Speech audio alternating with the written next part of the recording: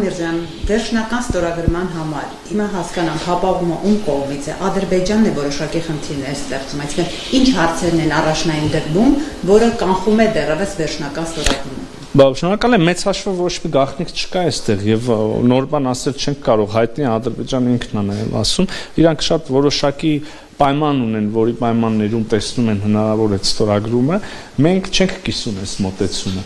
Ասում ենք խաղաղությունը հաստատված, ասում ենք, որ փոխադարձ վստահության ամրապնդման գործընթաց կա, ասում ենք, որ 1000 հարցի շուրջ կարողանում ենք օրինակ ապաշրջափակման համաձայնվել, չէ՞։ Այս ամենով հանդերձ իհարկե կան բաներ, որտեղ իրար հետ դեռ չենք կարողանում համաձայնվել։ Եվ մեկը հենց ձեր ասածն է, իրանք կարծում են, որ մենք պետքա սահմանադրությունը փոխենք, որից հետո ստորագրեն, մենք կարծում ենք, որ մեր սահմանադրության մեջ խնդիր չկա,